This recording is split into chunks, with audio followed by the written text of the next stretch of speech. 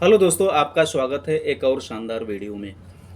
दोस्तों, आज के दौर में पैसे कमाना सभी जानते हैं, लेकिन पैसे को सिक्योर रखना बहुत कम लोग जानते हैं। जैसे कि हम जानते हैं, किसी भी सेक्टर में आप काम कर रहे हैं, चाहे वो गवर्नमेंट सेक्टर हो, प्राइवेट सेक्टर हो, कंपनियां हो, या फिर मर्चेंट नेवी, या फिर पर्सनल बिजनेस, हम पैसे हर जगह से कमाते हैं। कहीं कम कमाते हैं, कहीं ज़्यादा कमाते हैं, लेकिन उस पैसे को हम सिक्योर तरीके से यूज़ नहीं कर पाते। प्रेजेंट टाइम में जीते हैं और प्रेजेंट टाइम में ही खर्च कर देते हैं। दोस्तों, इन सब मुद्दों पे बात करूंगा कि हम किस तरीके से प्रेजेंट के साथ अपना फ्यूचर भी बेहतर बना सकते हैं। कुछ पॉइंट्स हैं जिसको आपके सामने रखने वाला हूं, और आप इस वीडियो को पूरा देखें ताकि आपको भी पता चल सके कि हम प्रेजेंट टाइम में एक्चुअली हम कर क्या रहे हैं और हमें फ्यूचर में करना क्या है। दोस्तों, आज के दौर में हम पैसे जब भी कमाते हैं, जो भी हमें सैलरी मिलती है, सीधा बैंक अकाउंट में डाल देते हैं, वहाँ जमा रहती है। जब हमारी मर्ज़ी होती है हम जाके एटीएम से निकाल लेते हैं। ये बहुत बड़ी बहादुरी का काम नहीं है। बैंक में जमा करना पैसा एनुअल मतलब साल का कितना देता है रिटर्न? 7%, 6.5 या 7% से ज़्यादा रिटर्न नहीं देता बैंक। पहला पॉइंट ये है। दूसरा पॉइंट ये है, अगर हमारा पैसे बैंक में पड़े हैं तो हमें छोटी सी भी हमारी जो फिजूल की खर्चे हैं, हमें याद आया, हम तुरंत जाके एटीएम से पैसे निकाल के उन खर्चों को पूरा कर लेते हैं। पहली बात, हमारा जो रिटर्न आ रहा है उस पैसे से, सपोज दैट हमने बैंक में पैसा जमा किया 1 लाख रुपए, उस 1 लाख का एक साल में 7,000 मिलेगा, 6,500-7,000 के आसपास मिलेगा। लेकिन अगर गलती से हम बीच में ही पैसे निकाल लिए तो वो 7,000 भी नहीं मिलेगा, कम हो जाएगा, क्योंकि उसका जो खाते का मेंटेनेंस है वो ऑलरेडी टूट चुका है बीच में। और दूसरी पॉइंट, हम एक्स्ट्रा खर्चा कर देते हैं क्योंकि हमारे पास एटीएम है, हम कभी भी निकाल के अपना यूज़ कर लेते हैं। छोटी सी भी खर्चा याद आया तुरंत कर लेते हैं। अब इसके बाद ये हमारा प्रेजेंट टाइम है, इसीलिए हम फ्यूचर के लिए जो अपना पैसा है सिक्योर नहीं रख पाते, क्योंकि हम प्रेजेंट टाइम में ही जीते हैं, प्रेजेंट टाइम में ही खर्च कर देते हैं। अब इसके जस्ट अपोजिट मैं कुछ पॉइंट्स बताने वाला हूँ, ज़्यादा लंबा वीडियो नहीं बनाऊंगा। आपको करना क्या है, अगर अच्छा लगे तो कमेंट करें, नहीं तो उसके बाद भी मैं एक पॉइंट बताऊंगा, आप वहाँ से सलाह ले सकते हैं।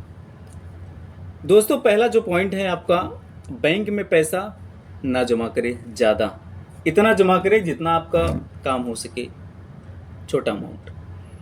आपके पास ज़्यादा पैसे पड़े हैं, चाहे आपकी जो सैलरी आती है उस पैसे को हमारा जो रोज़मर्रे के खर्चे हैं उसमें खर्च करना ज़रूरी है। उसका जो पैसा है मंथली का, उसको अलग कर दीजिए। उसके बाद जो पैसे आपके पास बचते हैं उसको छोटा अमाउंट म्यूचुअल फंड में डाल दीजिए। अगर आप म्यूचुअल फंड नहीं करना चाहते हैं, आपको नहीं समझ में आ रहा है क्या, आप किसी से भी पूछ सकते हैं, अपने आस पड़ोस में जो पढ़ा लिखा होगा वो बता देगा। क्योंकि म्यूचुअल फंड आपको 10% से ज़्यादा रिटर्न देता है। अब बैंक आपका 6.5% या 7% देता है बस। तो म्यूचुअल फंड का फ़ायदा ये है, वो फ्यूचर के लिए है। एक बार आप जमा कर दोगे, उसको निकालने के लिए नहीं जाओगे।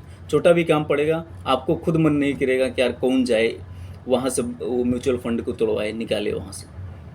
तो वहाँ इन्वेस्ट करना बहुत ही ज़रूरी है। उससे आपका फ्यूचर भी बेहतर हो रहा है। प्रेजेंट टाइम में आप काम कर रहे हैं, आपका प्रेजेंट भी बेहतर है, क्योंकि अभी आपके अंदर ताकत है, आप कमा सकते हो। फ्यूचर में कमा नहीं सकते, अभी जो इन्वेस्ट करोगे वो फ्यूचर में आपके काम आएगा। दूसरा जो पॉइंट है आप SIP कर लो, सिस्टमेटिक इन्वेस्टमेंट प्लान। SIP क्या होता है? इसके अंदर हम छोटे छोटे अमाउंट मंथली पीरियड में जमा करते हैं उस SIP के अंदर। ऐसा हमारे पास औकात के हिसाब से 500 रुपये हैं, 1000 रुपये हैं, 1500, 2000, 3000, 5000, हमारी सैलरी औकात के हिसाब से, हमारी सैलरी के हिसाब से। हम 500 रुपये भी जमा कर सकते हैं, 1000 रुपये जमा कर सकते हैं। आज हम जो 2000, 500, 1000, 5000 मंथली जमा कर रहे हैं और वो कंटिन्यू हर महीना 15 साल या 20 साल के लिए कंटिन्यू जमा करते जा रहे हैं, वो 15-20 साल के बाद आपका जो रिटर्न आएगा, कंपाउंडिंग इंटरेस्ट, आपका एक पहाड़, पैसों का पहाड़ नजर आएगा उस दौर में। आज सिर्फ आपने 1000, 1500, 2000 जमा किया है मंथली का, 15-20 साल के बाद वो आपका पैसों का पहाड़ नजर आएगा, लाखों करोड़ों में आप खेलोगे, आप जितने हिसाब से आप पैसे जमा करोगे। इस SIP का यही फंडा है और यही प्रॉफिट है, क्योंकि उसमें कंपाउंडिंग इंटरेस्ट आपको ज़्यादा मिलता है, लेकिन लॉन्ग टर्म इन्वेस्टमेंट है। तो आप अपने सैलरी में से 1000, 500, 2000 तो ईजिली निकाल सकते हो। बहुत बड़ा पॉइंट है ये अपने फ्यूचर को सिक्योर रखने के लिए। तीसरा जो पॉइंट है, अगर उसके बाद भी आपको पैसे बचते हैं कि हमें थोड़ा प्रॉपर्टी में भी इन्वेस्ट करना चाहिए, तो डेफिनेटली करना चाहिए, क्योंकि एसेट्स एक ऐसी चीज़ है जो आपके प्रेजेंट को भी फ्यूचर को भी मेंटेन कर सकता है। सपोज दैट आप अगर कोई बिजनेस साइडवेज खड़ा कर रहे हैं, आपका प्रेजेंट टाइम जॉब चल रहा है, साइडवेज बिजनेस भी आप खड़ा कर दिए, थोड़ा थोड़ा अमाउंट करके कुछ दिन इकट्ठा करके, पहला जो पॉइंट है, छोटा छोटा अमाउंट वहाँ से भी आपका रिटर्न आने की कोशिश कर रहा है। आपने जो बिजनेस साइडवेज खड़ा किया है, चाहे आदमियों को वहाँ पे लगाए हैं, चाहे घर का कोई भी सदस्य वहाँ पे ऑलरेडी काम कर रहा हो, उस बिजनेस से आज छोटा छोटा अमाउंट आ रहा है, लेकिन कल आप रिटायर हो के जॉब से जब उस पोजीशन पे बैठोगे, उस बिजनेस पे बैठोगे, आपको शुरुआत करने की कोई ज़रूरत नहीं पड़ेगी। आपका नेटवर्क अगर आज इतना है, तो कल धीरे धीरे करके आपको बैठते वहाँ उस पोजीशन पे बैठते बैठते आपका नेटवर्क बड़ा हो जाएगा। फिर आपका जो कैपिटल है, आपका जो रिटर्न है, वो भी बड़ा हो जाएगा वक्त के साथ। इसलिए साइडवेज बिजनेस करना बहुत ही ज़रूरी है, ताकि छोटे अमाउंट आज हमें मिल रहा है, लेकिन कल हमारा फ्यूचर उससे बेहतर हो सकता है। हमें बनाने की ज़रूरत नहीं पड़ेगी, जैसे हम रिटायर होते हैं अपना पोजीशन ले लेते हैं।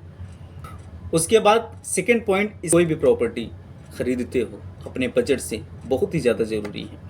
आप उस सोसाइटी, उस मार्केट, उस सिटी में खरीदने की कोशिश करो जहाँ पे उसका जल्दी से ग्रोथ होता हो। आप किसी भी सिटी में आप लेते हो, उसका जो सपोज दैट आपने आज 8 लाख का लिया, थोड़ा पैसे आपके पास पड़े थे, थोड़ा किसी रिलेटिव से आपने उधार लेके वो प्रॉपर्टी खरीद ली 8 लाख में। फिर उस रिलेटिव को आप देना कैसे है, आप चाहे आपके कुछ अभी तो जॉब कर रहे हैं, आप दे सकते हो छोटा छोटा अमाउंट बचा के उनको, चाहे मंथली बेस पेड कर दो या फिर इकट्ठा धीरे धीरे करके पेड कर दो। लेकिन वो जो आपने 8 लाख की प्रॉपर्टी खरीदी है, प्लॉट खरीदा है, पहली बात आपकी प्रॉपर्टी, आपके जो प्लॉट है 8 लाख उधर जमा है, आप के ऊपर कुछ भी प्रॉब्लम आता है या फिर आप उसको लंबे समय के लिए छोड़ते हो, साल 2 साल के लिए, हमेशा लाख, 2 लाख, 4 लाख बढ़ा के देगा। कुछ इमरजेंसी पड़ गई, तत्काल में बेचोगे, उतना आपका अमाउंट रेडी रहेगा, तुरंत मिल जाएगा। तो इसलिए एसेट्स, प्रॉपर्टी बनाना बहुत ज़रूरी है। तीसरी बात, अगर मार्केट में आपके पास ज़मीन है तो उस ज़मीन का इस्तेमाल करना सीखिए। उसमें आप दुकानें बनवा दीजिए, उसको आप रेंट पे दे दीजिए, उससे भी रेंट मंथली का आता रहेगा, 2000, 3000 जितने आपके रूम होंगे उस हिसाब से आपको मंथली वहाँ से इनकम आता रहेगा। तो एसेट्स बहुत ही ज़्यादा ज़रूरी है। अब लाइबिलिटी के बारे में भी बात कर लेते हैं। लाइबिलिटी भी बहुत ज़रूरी है। लाइबिलिटी का मतलब होता है, अगर हमने मकान ले रखी है, उसमें जो खर्चे आते हैं, पेंटिंग, मेंटेनेंस या प्लास्टर, जो भी है, उसको भी बहुत ज़्यादा ज़रूरी है। उसी हिसाब से छोटा अमाउंट आपको रखना पड़ता है। या फिर कार ले रहे हैं, उसका भी मेंटेनेंस ज़रूरी है, उसी हिसाब से आपको छोटा अमाउंट उसके हिसाब से निकाल के रखना पड़ता है। और उसके अलावा जो है, सबसे जो इम्पोर्टेंट है, वो इंश्योरेंस, लाइफ इंश्योरेंस बहुत ही ज़रूरी है। अगर आप छोटा अमाउंट लाइफ इंश्योरेंस के पीछे खर्च कर रहे हैं, सपोज दैट खुदा न खास्ता आपके साथ कोई घटना हो जाती है, तो वो जो पैसा है वो आपके फैमिली वालों को मिलेगा, और आपका जो मेडिकल ट्रीटमेंट होगा उसके अंडर में ही होगा। ये बेनिफिट है लाइफ इंश्योरेंस, हेल्थ इंश्योरेंस का। तो दोस्तों, इसलिए लाइफ इंश्योरेंस और हेल्थ इंश्योरेंस ज़्यादा ज़रूरी हो जाता है, ताकि आपकी जो ट्रीटमेंट है वो अच्छी जगह हो सके। लास्ट में हम आपको बताते हैं कि आपका जो पर्सनल शौक है उसको भी जारी रखिए। कहीं घूमने जाना है, कहीं पार्टी करना है, वो भी आपका चलता रहे, ताकि आपकी फैमिली, आप खुद एक इंटरटेनमेंट का जो साधन है वो मिस ना करो। आपका जो फिजिकली मेंटली स्ट्रेस है, जो प्रॉब्लम है, वो भी कम होता रहे अगर आप अपने शौक को भी जारी रखते हो।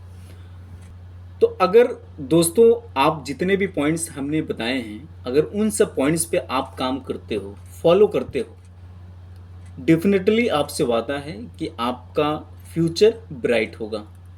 आपकी जो आने वाली पीढ़ी है, आपके बच्चे, उनकी जो शिक्षा है वो अच्छी स्कूलों में अच्छी शिक्षा हो सकेगी, अच्छा मेडिकल ट्रीटमेंट हो सकेगा, और आपको कुछ भी सोचने की ज़रूरत नहीं पड़ेगी। लास्ट में आपको एक सलाह भी देता हूँ कि अगर इन सब पॉइंट्स पे आप फॉलो नहीं कर सकते, तो आप किसी फाइनेंशियल एडवाइज़र से कंसल्टेंट करके आप उनसे पूछ सकते हो, एडवाइस ले सकते हो कि हमें अपने सैलरी के हिसाब से फाइनेंशियल मैनेजमेंट कैसे करना चाहिए, ताकि हमारा प्रेजेंट और फ्यूचर दोनों सिक्योर हो सके, हमें किसी भी चीज़ का प्रॉब्लम फेस ना करना पड़े, ना प्रेजेंट में ना फ्यूचर में।